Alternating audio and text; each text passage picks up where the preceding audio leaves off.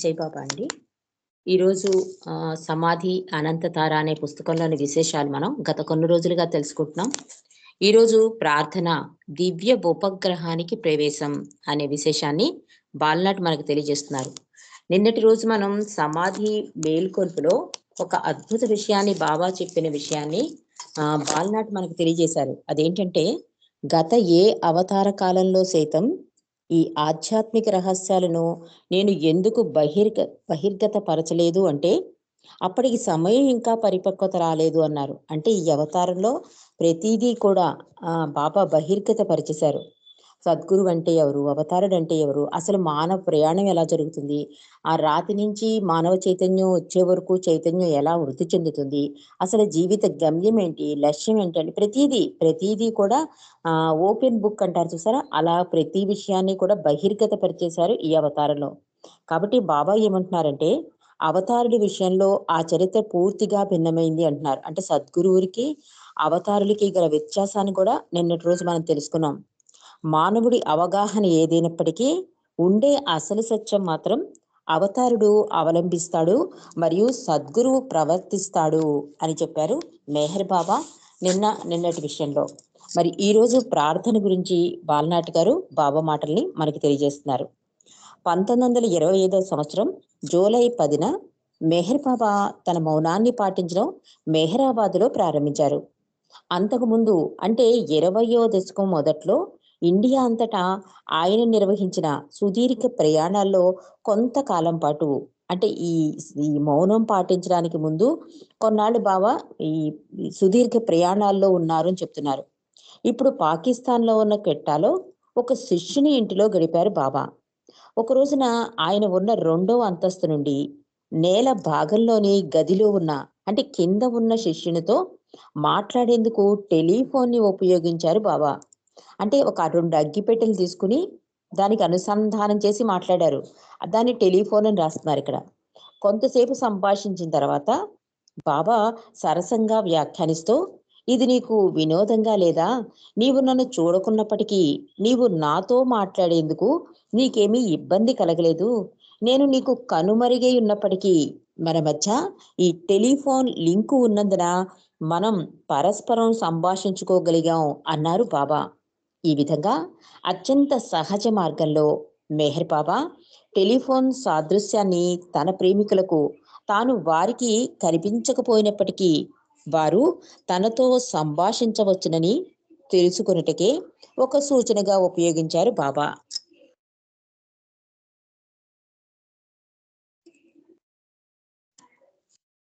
ఆ రోజులలో టెలిఫోన్ విధానం కేబుల్స్ పైన ఆధారపడి ఉండేది. కానీ ఈనాడు టెలికమ్యూనికేషన్ పద్ధతులు మారిపోయి ఆకాశంలోని ఉపగ్రహమునకు సమాచారాన్ని పంపి ప్రపంచంలోని ఎక్కడైనా సరే రిసీవర్ ఉంటే చాలు దానిలోని చేరేటట్లు ప్రసారం జరుగుతోంది. నేను పెద్దగా చదువుకోలేదు వాళ్ళనాడు చెప్తున్నారు. అంటే ఈ ప్రార్థనకి సంబంధించిన ఆ దివ్య గ్రహానికి ప్రవేశం అనే అధ్యాయంలో బాబా మౌనంతో స్టార్ట్ చేశారు ఇక్కడ బాలనాటి గారు. ఆ మౌనం ప్రారంభించక ముందు ఆ 20వ దశకంలో బాబా ఒక ప్లేస్లో అంటే పెట్టాలో ఒక శిష్యుని ఇంట్లో ఉన్నారు. ఉన్నప్పుడు ఏం చేశారు, బాబా ఒక ప్రయోగం చేశారట. అంటే పైన బాబా ఉంటే కింద శిష్యునితో టెలిఫోన్ సంభాషణలా చేశారట. అప్పుడు బాబా అన్నారట, నేను కనిపించకపోయినా కూడా నేను నేను మాట్లాడాను అంటే నేను మీ మధ్య ఉన్నట్లే కదా. అంటే ఈ టెలిఫోన్ ఒక టెలిఫోన్కి మధ్య వైరు ఆ కనెక్షన్ సరిగ్గా ఉంటే కనుక నేను కనుమరుగై ఉన్నప్పటికీ మీ మధ్య ఉంటాను అంటున్నారు బాబా. నాతో మాట్లాడవచ్చు అంటున్నారు. ఇది ఎలా సాధ్యము అంటే టెలిఫోన్ ఆధారంగా అంటే టెలిఫోను కేబుల్స్ గురించి చెప్తున్నాడు బాలనటు. నాకు దాని మీద అంత అవగాహన లేకపోయినా కూడా ఈ టెలిఫోన్ కమ్యూనికేషన్ పద్ధతులు మారిపోయి అప్పటికి ఇప్పటికీ కూడా అంటున్నారు. అంటే 20లోకి ఇప్పుడు బాలనాటి గారు చెప్పిన ప్రజెంట్ 70s 80s అయి ఉండొచ్చు. అప్పటికి చాలా మారిపోయింది. ప్రపంచంలో ఎక్కడైనా సరే రిసీవర్ ఉంటే చాలు. అంటే టెలిఫోన్ అప్పుడు ల్యాండ్ ఫోన్స్ ఉండేవి కదా. మనం రిసీవర్ ఎత్తితే చాలు అక్కడ లింకప్ అయిపోయి వాళ్ళు హలో అనేవారు కదా. అదే చెప్తున్నాడు. దానిలోని చేరేటట్లు ప్రసారం జరుగుతోంది. నేను పెద్దగా చదువుకోలేదు అంటున్నాడు. అంటే దీని గురించి అంత రీసెర్చ్ చెయ్యకపోయినా నాకు అవగాహన అయితే ఉంది అని చెప్తున్నాడు. అయినా ఆధునిక సాంకేతిక విజ్ఞానంతో నాకు కేవలం అధమపక్ష పరిజ్ఞానం కొంతవరకు ఉన్నది. కానీ ఫిజిక్స్, ఇంజనీరింగు, ఎలక్ట్రానిక్స్ చెందిన ఆధునిక పరిజ్ఞానం నాకు ఉన్నదని నేను చెప్పలేను. కానీ వాటిని ఉపయోగించేందుకు ఒక సాధారణ వ్యక్తి ఈ పరికరాలు ఎలా పనిచేస్తాయో లేదా వాటిని నియంత్రించే శాస్త్రీయ నియమాల గురించి తెలుసుకొనవలసి ఉంటుందన్నది నిజం. నిజమే కదా! ఒక కారు గాని, ఒక సైకిల్ గాని ఏదైనా మనం వాడుతున్నప్పుడు అది రిపేర్ వస్తే ఏం చేయాలన్నది మినిమమ్ మనం తెలుసుకునే నాలెడ్జి. ఆ నాలెడ్జ్‌తోనే నేను చెప్తున్నాను తప్ప, నాకు ఇందులో ఈ టెక్నాలజీ గురించి గాని, ఆ ఇంజినీరింగా, ఫిజిక్సు ఇవన్నీ నాకు తెలియవు. కానీ మినిమమ్ నాలెడ్జ్ ప్రతి వాళ్ళకి ఉంటుంది. ఏదైనా వస్తువు వాడేటప్పుడు అంటున్నాడు బాల్నాటు.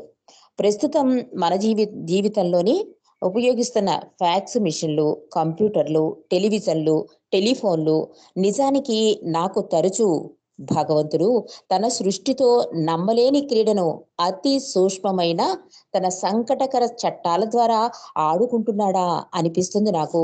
సామాన్య మానవుని అవగాహనకు ఇవి చాలా అతీతమైనవి. విచిత్రంగా క్లిష్టమైన ఈ మిషన్లను పనిచేయించడం క్షణాల్లో జరిగిపోతుంది. కేవలం ఒక చిన్న మేటను నొక్కినంత మాత్రం చేత తక్షణం అవి పనిచేస్తాయి. ఈ అన్ని పద్ధతులు రానున్న సంవత్సరాలలో మరింత ముందుకు పోవచ్చనటంలో ఏ మాత్రం సందేహం లేదు. ఈ భౌతిక ప్రపంచంలో అత్యున్నత శాస్త్ర నియమాలను వినియోగించడం వల్ల దీనిని సాధ్యపరచవచ్చును. అంటే టెక్నాలజీ ఎంత డెవలప్ అయిపోతుందో చెప్తున్నాడు. ఈ ఫ్యాక్స్ మిషన్లు, కంప్యూటర్లు ఒక మీట నొక్కితే చాలు ఆ పనిని క్షణాల్లో చేసేస్తోంది. అలాగా భగవంతుడు వాడుకుంటున్నాడు టెక్నాలజీని అని చెప్తున్నాడు బాల్నాటు. అదేవిధంగా జీవితపు అంతర్ సామ్రాజ్యంలో సంబంధాన్ని సులభతరం చేసేందుకు సూక్ష్మమైన ఆధ్యాత్మిక నియమాలున్నాయి. ఈ నియమాలు ఎలా పనిచేస్తున్నాయో నేను అర్థం చేసుకొనుటకు ఊహించలేను.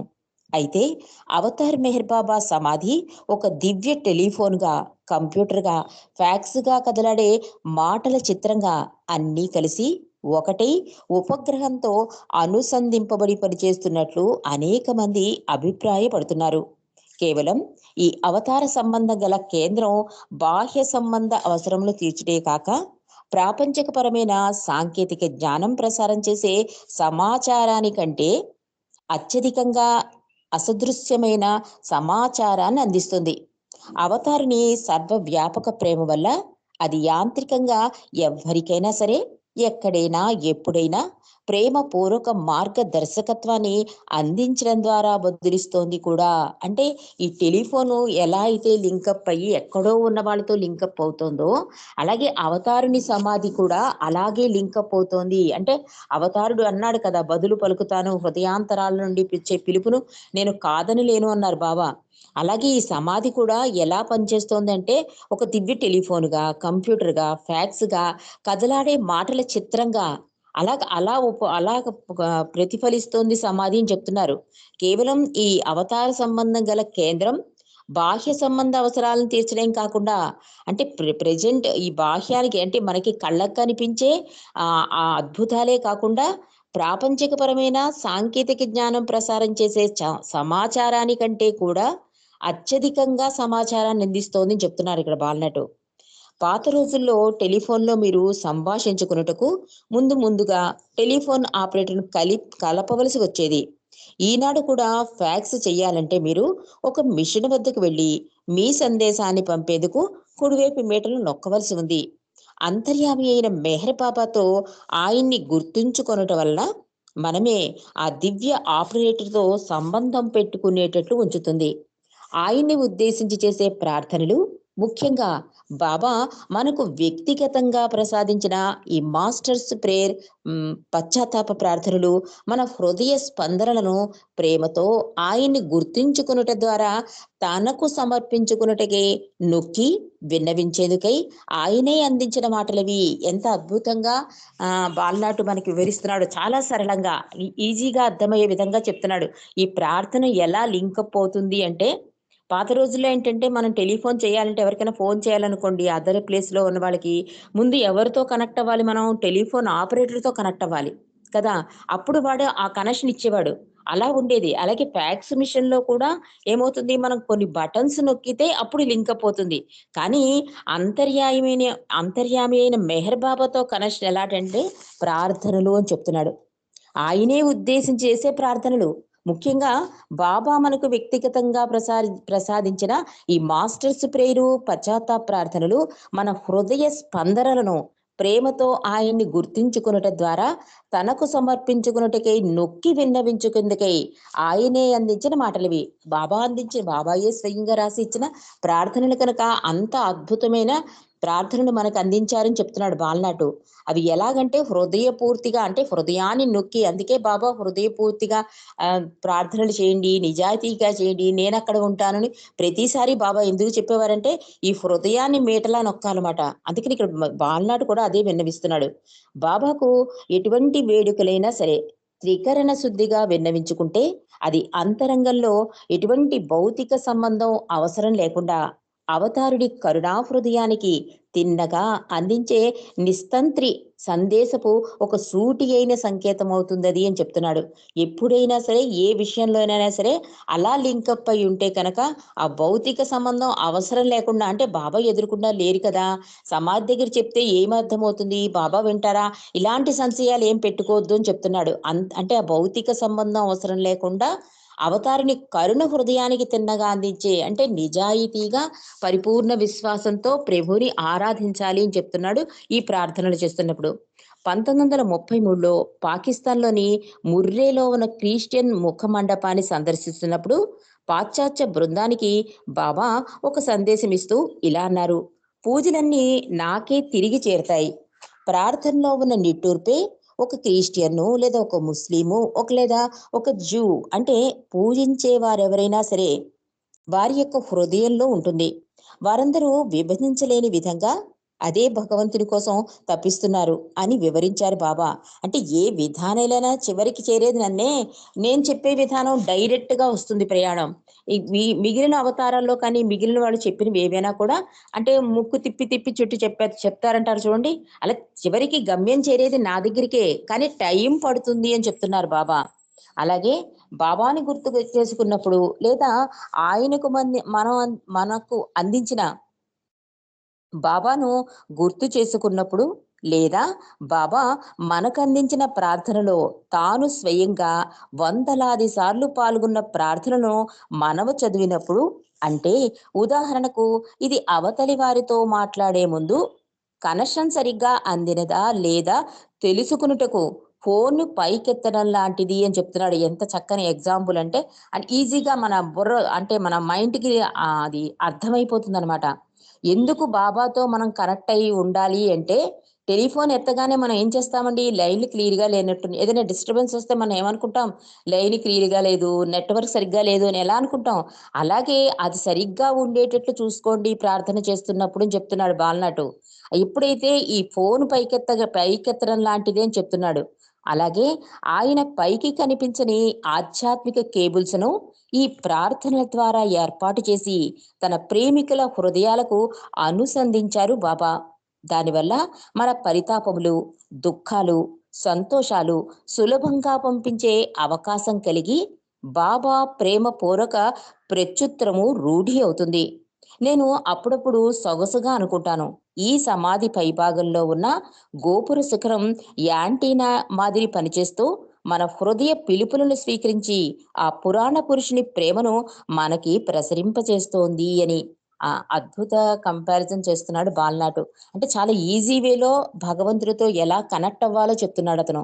ఎప్పుడైతే ఈ లైన్లన్నీ సరిగ్గా ఉంటాయో, నెట్వర్క్ సరిగ్గా ఉంటుందో, మనం చేసే ప్రార్థన ఎంత నిజాయితీగా ఉంటుందో, ఎంత హృదయపూర్తిగా ఉంటుందో, ఎంత పరిపూర్ణ భావనతో మనం ఆయనకి ప్రార్థన చేస్తామో, దానివల్ల ఏమవుతుందంటే మన పరితాపాలు, దుఃఖాలు, సంతోషాలు ఇవన్నీ కూడా సులభంగా పంపించే అవకాశం కలుగుతుంది.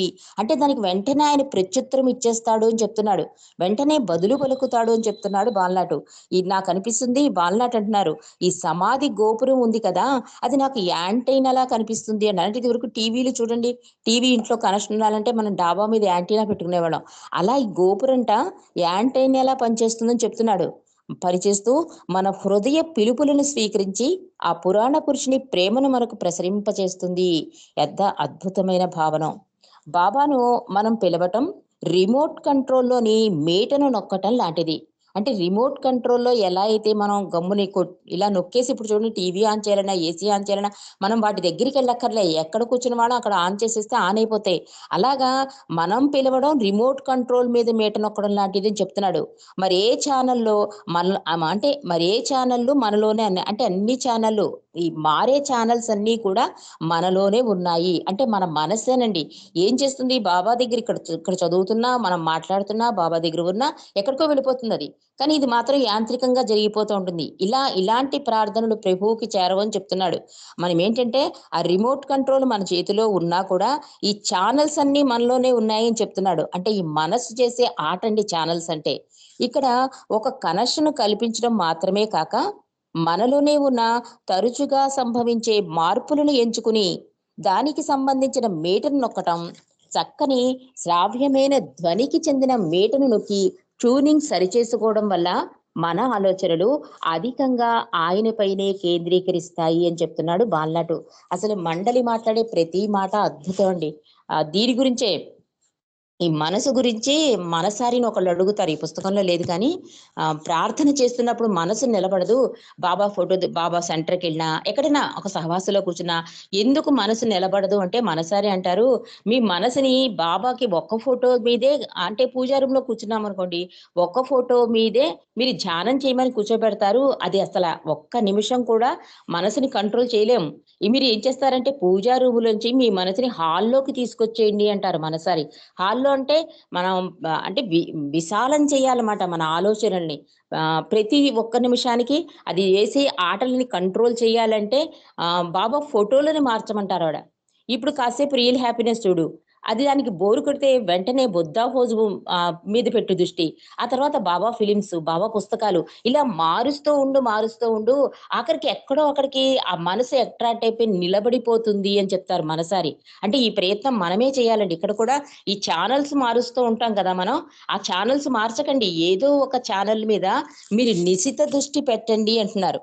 నీకు ఏది సంబంధించింది? నీకు ఏది ఇష్టం? అది మనసు పట్టుకునేలా ఇప్పుడు ఆన్‌లైన్ స్కైప్‌లే చూడండి మనం. మన మనసు పట్టుకుంది కనుకే సాయంత్రం 4 నుంచి రాత్రి 10:30 వరకు ప్రతి ఆన్‌లైన్ స్కైప్‌లో మనం జాయిన్ అయిపోయి బాబా విషయాలు తెలుసుకుంటున్నాము అంటే మన మనసు దాన్ని పట్టుకుంది. అంటే బాబా విషయాలు తెలుసుకోవడానికి ఇష్టపడుతోంది. బాబాని ప్రేమించడానికి సహాయపడుతోంది కనుక దాన్ని అధికాధికంగా గట్టిగా పట్టుకునేలా ప్రయత్నం చేస్తున్నాం. కాబట్టి ఇక్కడ ఇది బాలనాటి కూడా ఏమంటున్నారంటే, ఆ ఎంచుకునే విధానాన్ని సరిగ్గా చూసుకోండి అంటున్నాడు. ఎంచుకుని దానికి సంబంధించిన మీటను నొక్కడం వల్ల ఏమవుతుందంటే, చక్కని శ్రావ్యమైన ధ్వనికి చెందిన మాటలు ఈ ట్యూనింగ్ సరిపోవడం వల్ల మీ ఆలోచనలు అన్నీ కూడా ఆయన పైనే కేంద్రీకృతమవుతాయి అంటున్నారు. అంటే మనలోనే ఉంటుంది లోపమంతా కూడా. ఆయనెప్పుడు రెడీగానే ఉన్నారు అందివ్వడానికి అని చెప్తున్నాడు బాలనాటు. ఆ సమాధిలో అవతార్ మెహర్ బాబా సమక్షం గురించి, ఆయన జీవితంలో సంబంధం ఉన్న అనేక ఘట్టాల గురించి ఆలోచిస్తూ ఉంటే, మనస్సును క్రమంగా అరికట్టి, జీవితాన్ని ఒక భిన్నమైన రీతిలో ఛందోబద్ధంగా పరిచయిస్తుంది. అప్పుడు హృదయం అవతారిని ప్రేమ వైభవ గీతాన్ని ఆలపించడం మొదలుపెడుతుంది. పైకి తెలియని ఒక ఆనందం, పైకి చెప్పలేని ఆనందం మొదలై భగవంతుని శాశ్వత ఆనందమైన మూలాధారమునకు చేసే ప్రయాణాన్ని రంజింపచేస్తుంది. ఇటువంటి సాదృశ్యములలో కొన్ని అసంగతమైన ఉపమానములుగా అనిపించవచ్చును.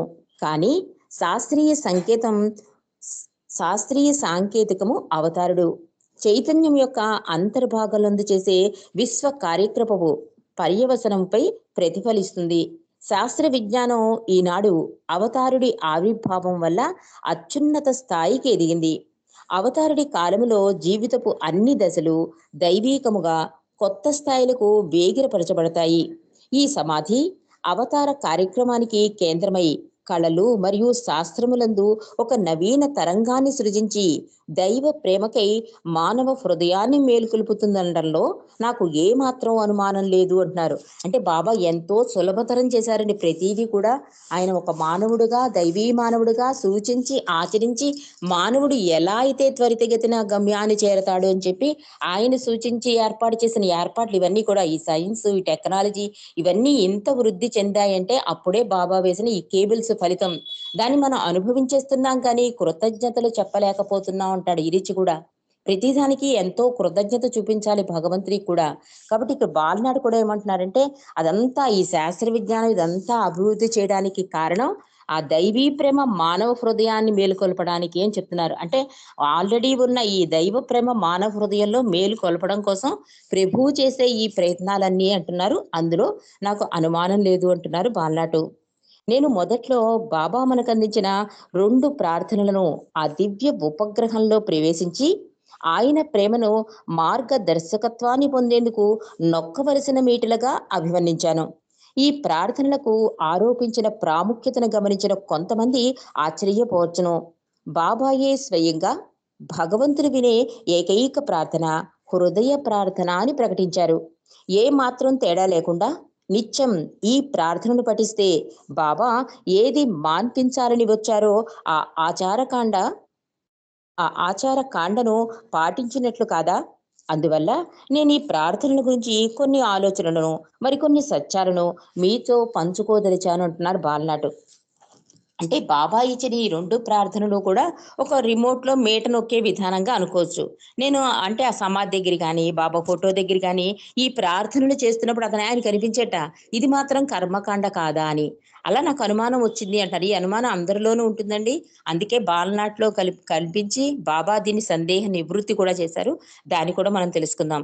అందువల్ల నేను ఈ ప్రార్థనల గురించి కొన్ని ఆలోచనలను, మరికొన్ని సత్యాలను మీతో పంచుకుంటాను అంటున్నాడు బాలనాటు. 1952 నవంబర్‌లో బాబా మెహ్రాబాద్‌లో పశ్చాత్తాప ప్రార్థనను ప్రబోధించారు. ప్రభుస్తుతి ప్రార్థనను 1953 ఆగస్టులో డెహ్రాడూన్‌లో ప్రవచించారు. ఈ ప్రభుస్తుతి ప్రార్థనను మొదట్లో యూనివర్సల్ ప్రార్థన అని అనేవారు.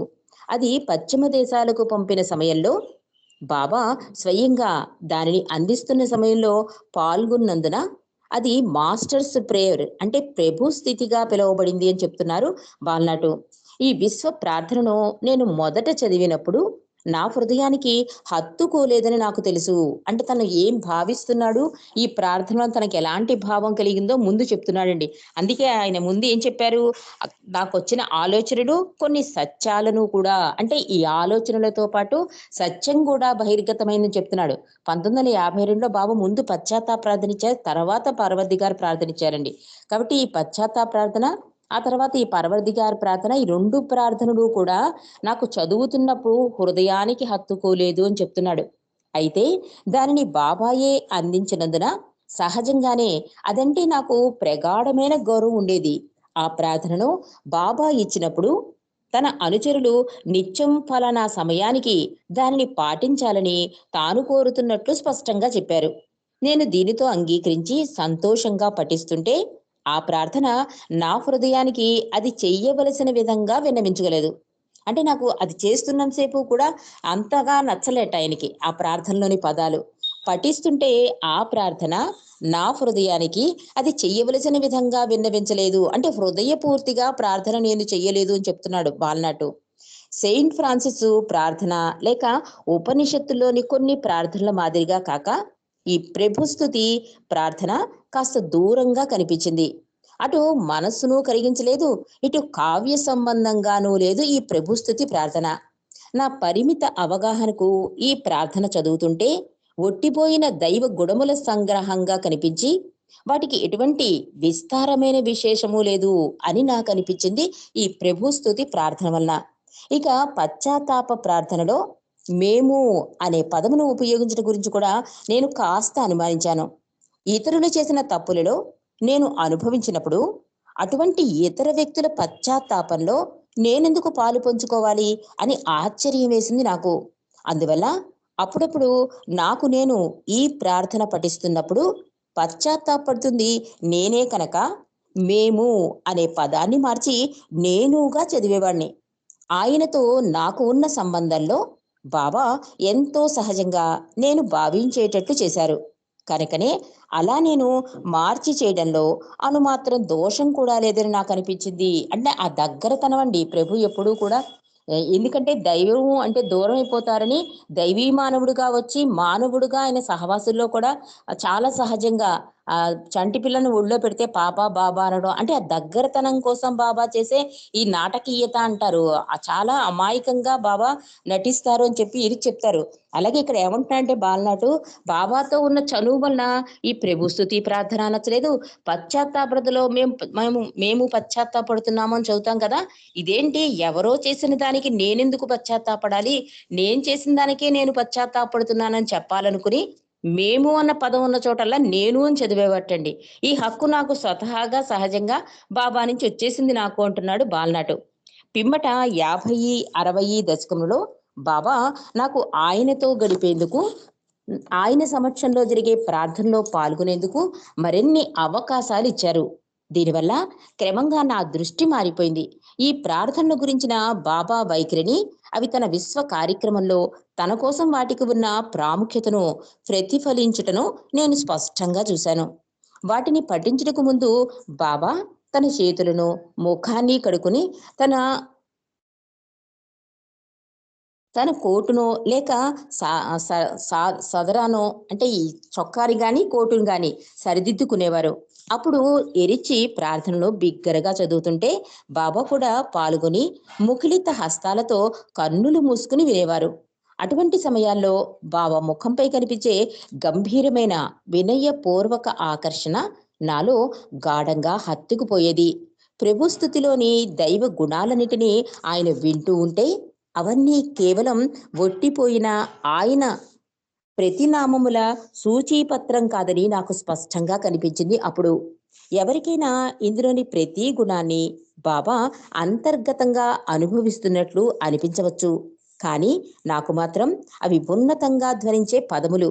ఈ సర్వోత్కృష్ట పదముల గణ్యతను బహిర్గతపరచడాన్ని మొదలు పెట్టడం తప్ప నేను చేయగలిగింది ఏదీ లేదు.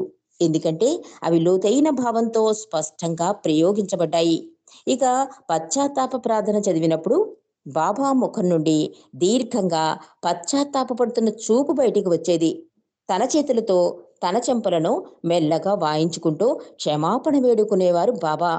ఈ ప్రార్థనలు చదవడం ద్వారా ఈ ప్రపంచంలోని మతాలన్నిటినీ ఒకే దారంపై ఉండే పూసలవలే బాబా ఒక చోటికి చేరుస్తున్నారని నాకు అనిపించింది. హిందూ, క్రిస్టియన్ మతాలు రెండింటికి సామాన్యమైన రీతిలో ఆయన చేతులను జోడించగా, ముస్లింలు ఉపయోగించే సూఫీ పదం ఓ పర్వర్తికార్ అంటూ ప్రభు స్తుతి ప్రారంభమవుతుంది. ఆ ప్రార్థన చదువుతుండగా ఆయన జొరాస్ట్రియన్ల మాదిరిగా ఈ పక్క నుండి ఆ పక్కకు అటూ ఇటూ ఊగేవారు. ఇలా బాబా బాహ్య చర్యల ద్వారా ముఖ్యమైన మతాల్ని చిహ్నాలుగా తెలియచెప్పారు. ఆయన ఈ ప్రార్థనలో వందలాది పర్యాయాలు పాల్గొన్నారు అని చెప్తున్నాడు బాలనాటు. అంటే ఈ ఈ ప్రభు స్తుతి గాని పశ్చాత్తాప ప్రార్థనలో తనకేదో హృదయానికి నచ్చలేదు.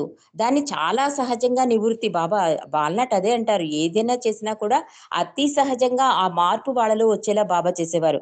అలా బాబా ప్రార్థనలు చేస్తున్నప్పుడు బాలనాటి గమనించింది చెప్తున్నాడు. ఒక సాధకుడు ఎలా అయితే ప్రార్థనలు చేస్తాడో అలా ప్రార్థనలో మునిగిపోయేవారట బాబా. ఆ కళ్ళు మూసుకోవడం కానీ, ఆ తాదాప్యం చెందడం గానీ, ఆ పదాలు పలుకుతున్నప్పుడు ఆయనలో వచ్చే ఆ భావాలు కానీ, ఇవన్నీ చూస్తుంటే ఇవి నిజంగా హృదయపూర్వకంగా ప్రభు స్థాయికి తగ్గ పదాలు అని ఇదివరకు అనుకున్నాడు కదా! ఒట్టిపోయిన పదాల్లా ఉన్నాయని. ఎప్పుడైతే బాబా పాల్గొన్న ప్రార్థనలో బాలనాడు పాల్గొన్నాడో, అప్పుడు అతనికి అనిపించింట. ఇవి ఆయన స్థాయికి తగ్గ పదాలు అని అనిపించింది. అలాగే పశ్చాత్తాప ప్రార్థనలో కూడా బాబా లెంపలేసుకోవడం, పశ్చాత్తాపం ఆ చూపు కూడా బయటికొచ్చేది. అంటే ఎంత పశ్చాత్తాపపడుతున్నారో ఆ చూపులో తెలిసిపోయేదిట. ఆయన చర్య అలా ఉండేది. అంటే పూర్తిగా క్షమాపణలతో కూడిన ప్రార్థనలో పాల్గొనేవారు బాబా. ఆయన కూడా ఒక సాధకుడులా అని చెప్తున్నాడు. అంతేకాక ఈ ప్రార్థనలన్నీ కూడాటండి అన్ని మతాల సమ్మేళన నాకు కనిపించేది అని చెప్తున్నాడు. ఎలాగా? అది ఒకే దారంపై పూసల వలె బాబా సమకూర్చారు ఆ పదాల్ని. హిందూ, క్రిస్టియన్ మతాలకు సంబంధించిన రీతిలో ఈ చేతులు జోడించడం. వాళ్ళు చేతులు జోడించి ప్రార్థన చేస్తారు. అలాగే ముస్లిమ్స్ ఏం చేస్తారు? ఓ పరవర్దిగార్ అంటారు. ఆకాశం వైపు చూస్తూ. అలాగే ఓ పరవర్దిగార్ అనే ప్రార్థన ఆ పదంతో స్టార్ట్ అవుతుంది. కాబట్టి అక్కడ ముస్లిమ్స్ ఇది. నెక్స్ట్ ఈ జొరాస్ట్రియన్లు ఏంటి, వాళ్ళు అన్ని పక్కల నుండి అటు ఇటు ఊగుతారటండి. బాబా కూడా అలాగే సన్నగా ఊగేవారట. అంటే అన్ని మత చిహ్నాలని తెలియజెప్పేవారు ఆ ప్రార్థనలోని. ఒక అద్భుత విషయాన్ని బాలనాటి మనకి ఈరోజు తెలియజేశారు. ఆయన ఈ ప్రార్థనలో వందలాది పర్యాయాలు పాల్గొన్నారు.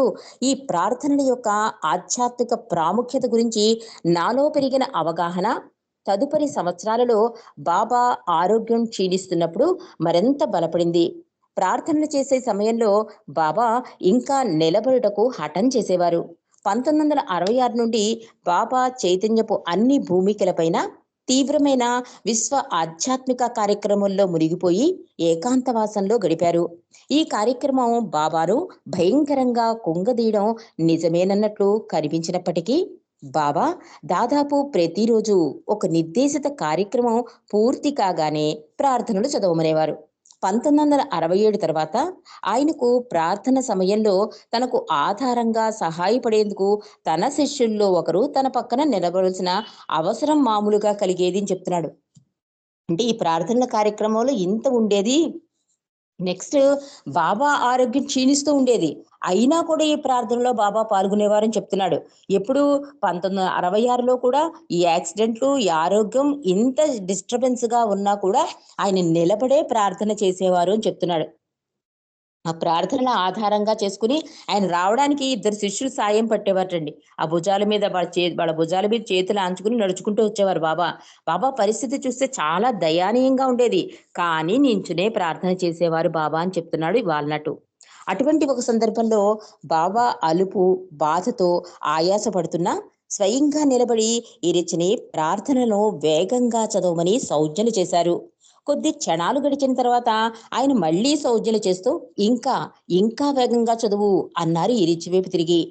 గమన వేగాన్ని మరింత పెంచమని రెండోసారి బాబా సూచించడం వల్ల ఇరిచి బడిగా చదువుతున్నాడు. ఇప్పుడు ఇరిచి గొంతు చిరిగిపోయేంత వేగంగా చదువుతున్నాడు ప్రార్థనల్ని. మాటలు కూడా తొందరగా పరిగెడుతున్నాయి. హఠాత్తుగా అతని మనసులో బొంబాయి నుండి పూనాకు పరుగు పెడుతున్న ఒక ఎక్స్‌ప్రెస్ రైలు దృశ్యం కనిపించి అది దడ దడమని చప్పుడు చేస్తూ చిన్న చిన్న స్టేషన్‌లో ఆగకుండా లేదా వేగం తగ్గించకుండా పరుగులు తీస్తూ ఉంటుంది ఎక్స్‌ప్రెస్ రైలు. అంతలో అనుకోకుండా ఇరిచి తన సహజమైన సమతూకపు ప్రవృత్తికి విరుద్ధంగా అప్రయత్నంగా పగలబడి కొద్ది క్షణాలు నవ్వసాగాడు. ఎప్పుడైతే బాబా ఇలా భుజాల మీద చేతులేసుకుని నడుచుకుంటూ వచ్చి ప్రార్థన మొదలుపెట్టారో అప్పుడు ఒకసారి అన్నారట, "వేగంగా చదువు ఇరిచని." వేగంగా చదువుతున్నాడు. మళ్ళీ బాబా సౌజ్ఞలు చేస్తున్నట్ట. ఇంకా స్పీడ్ పెంచు, ఇంకా స్పీడ్ పెంచేసరికి ఈ రిచ్ మనసులో ఈ ఎక్స్‌ప్రెస్ రైలు గుర్తుకొచ్చేసింది. అది ఏ స్టేషన్‌లోనూ ఆగదు. ఆగినంత హడావిడి చేస్తుంది కానీ, హడావిడి చేసుకుంటూనే వెళ్ళిపోతుంది. ఈ పదాలు కూడా అలాగే దొర్లిపోతున్నాయి. దానివలన ఈ రిచ్‌కి నవ్వొచ్చింట. దానివల్ల తను చేస్తున్న కార్యక్రమాన్ని మరిచిపోయి ఒక కొద్ది క్షణాలు నవ్వేశాడు ఈ రిచ్ అని చెప్తున్నాడు బాలనాటు. పిమ్మట తనకు తాను నిలదొక్కుని తాను ఎంత వేగంగా చదవగలిగితే అంత వేగంగా తిరిగి చదవడం చేపట్టాడు ఇరిచి. ఆ తర్వాత అతన్ని ఎందుకు నవ్వావు అడిగారు బాబా. అందుకు ఇరిచి అపరాధం మన్నింపమన్న ధోరణిలో తన మనస్సుకు స్ఫురించిన రైలు దృశ్యం గురించి వివరించాడు ఇరిచి. బాబా అన్నారు, నిన్ను గబగబా చదవమని నేను సౌజ్ఞలు చేసినప్పుడు నేను ఎంతగా శారీరక బాధను అనుభవిస్తున్నానో నీకు తెలియదు. నీకు ఆ ప్రార్థనను వేగంగా చదవడము అనేది నవ్వులాటగా కనిపించింది నీకు. కానీ నాకు మాత్రం నా ఈ ప్రస్తుత ఆరోగ్య స్థితిలో నేను ఈ ప్రార్థనలో పాల్గొనడం పరిహాసం కాదు. మానవాళి చదివేందుకు నేను ఈ ప్రార్థనలు అందించాను. అవి భావి తరాల వారందరి కొరకు ఉద్దేశించబడినవి. ఎప్పుడు ఎవరు ఈ ప్రార్థనలు చదివినా ఇప్పుడు నేను స్వయంగా పాల్గొన్నాను కనుక వారు ఆధ్యాత్మిక సహాయాన్ని పొందుతారు. కనుక నీవు ఆ ప్రార్థనను ఎంత వేగంగా చదివావు అన్నదానితో కాక అది చదివేటప్పుడు నీవు ఎంత ఆలోచించావు, ఏ ఆలోచనలు వచ్చాయి అన్న దానితో కానీ ఎటువంటి సంబంధం లేదు. ఇక్కడ కావలసింది నేను ఈ ప్రార్థనలో పాల్గొనటం ప్రధానం. ఎప్పుడైనా సరే ఎవరైనా ఈ ప్రార్థనలు పఠిస్తే నేను అప్పుడు అక్కడ వారితో ఉంటాను మరియు వారికి ఆధ్యాత్మికంగా సహాయపడతాను అన్నారు అవతార్ మెహర్ బాబా సౌజ్ఞలు చేస్తూ. ఇది అవతారుడు స్వయంగా ఈ ప్రార్థనల పఠన ప్రాముఖ్యత గురించి మనకు ఇచ్చిన దివ్య హామీ. అవి బాబా తన శారీరక బాధల్ని సైతం లెక్క చేయకుండా సిద్ధింపచేసిన ఆయన కరుణపూర్వక ప్రేమను తెలియజేస్తాయి అన్నారు బాల్నాటు. 1968 ఫిబ్రవరి 1 జీవిత సర్క్యులర్ ఇవ్వబడింది. అందులో బాబా తన ప్రేమికులందరినీ మార్చి 20 వరకు ప్రతిరోజు ఈ ప్రార్థనలు పఠించడం ద్వారా ఆయన కార్యక్రమంలో తనకు సహాయపడమని బాబా కోరారు. ఆ తర్వాత అది జూలై 9 వరకు పొడిగించబడింది. ఈ విధంగా ఈ ప్రార్థనను పఠించడం వల్ల తన ప్రేమికులకు కూడా ఆయన దివ్య కార్యక్రమంలో పాల్గొనే అధికారాన్ని అందించారని ఆచరణలో చూపారు. దివ్య కార్యక్రమంలో పాల్గొనే ఆధిక్యతను అందించారని ఆచరణలో చూపారు అవతార్ మెహర్ బాబా. ఈ 2 ప్రార్థనలు నేను ఇంతకు ముందు పేర్కొన్న అన్ని ఇతర ప్రార్థనలతో తోసిరాజబుచ్చకూడదని నాకు ఇప్పుడు అనిపిస్తోంది. అంటే మిగిలిన ప్రార్థనల కన్నా ఈ ప్రార్థన కొంచెం ఒట్టిపోయినట్లుగా ఉంది అనుకున్నాడు కదా. ఇప్పుడు నాకు పూర్తిగా అవగతమైంది, అంటే సత్యం బహిర్గతమైంది అని చెప్తున్నాడు. తనకొచ్చిన ఆలోచనలు వాటిని సత్యాన్ని ఎలా తెలియజేశాయి మనకు తెలియజేస్తున్నాడు ఈ ప్రార్థన ద్వారా బాల్నాటు. పశ్చాత్తాప ప్రార్థన పఠించేటప్పుడు నేను అనవలసిన అవసరం నాకు ఎంత మాత్రం లేకపోయింది. పైపెచ్చు మేము అనటంలో ఇందులో బాబా స్వయంగా పాల్గొనటం కలిసి ఉన్నందున మేము అనే ఈ పదమును చాలా ఉన్నతమైనదిగా నేను భావించాను. నిజమైన భావనలో ప్రభు స్తుతి విశ్వ ప్రార్థన ప్రతి వారికి అయ్యింది అన్నారు బాల్నాటు.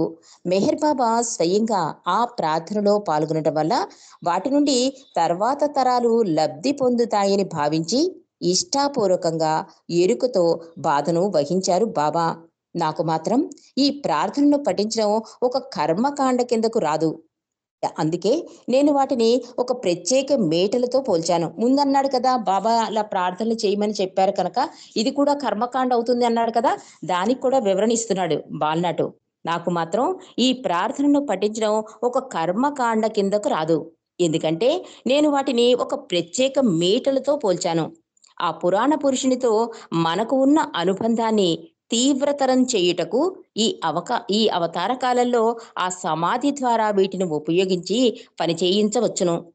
ఆత్యంతరహితులైన మేల్కొల్పు పరమాత్మను మనఃపూర్వకంగా జ్ఞాపకం తెచ్చుకునే ఏ ఒక్క క్షణమైనా సరే మనం ఎక్కడ ఉన్నప్పటికీ మన హృదయాలలో ఆయన తన ప్రేమను మేల్కొల్పి ఆయన్ని చేరేందుకు మనం చేసే ప్రయాణంలో మార్గదర్శకత్వం వహిస్తుందనడంలో పరమసత్యం. అంటే ప్రార్థనలో అంత విశిష్టత, అంత ప్రాముఖ్యత, అంత అద్భుతమైన చర్య చేస్తుంది అని చెప్తున్నాడండి బాల్నాటు. ఎలాంటిదంటే ఇందాక మనకు ఫస్ట్ టైటిలే చాలా అద్భుతంగా పెట్టాడు అతను ఈ ప్రార్థనల గురించి. ఏమన్నారంటే బాల్నాటు, ఆ దివ్య ఉపగ్రహానికి ప్రవేశం అంటే ఆయన మన హృదయంలో ప్రవేశించడానికి, ఆయన సమాధిలో మనం ప్రార్థనలు ఎలా చేయాలి, ఆయన దరి చేరడానికి ఈ ప్రార్థనలు ఎలా ఉపగ్రహం కింద ఆ దివ్య ఉపగ్రహాల్లో ప్రవేశించడానికి ఎలా ఇవి కేబుల్స్ లా ఎలా పనిచేస్తాయి, ఎలా ప్రభువుతో హృదయపూర్తిగా ప్రార్థనలు చేస్తే ఎలాంటి అద్భుత ఫలితాలు ఇస్తాయి, ఇలాంటివి అద్భుత విషయాలన్నీ కూడా ఈరోజు బాల్నాటు మనకి తెలియజేశారండి ప్రార్థనల గురించి. మరి రేపు ప్రేమతో బంధం సజీవంగా ఉంటుంది అనే చాప్టర్ని మనం తెలుసుకుందాం. ఈ రోజుతో ఈ బుక్ రీడింగ్ ఇంతటితో ముగిసింది. అవతార్ మెహర్ బాబా की जय. जय बाबा अंडी.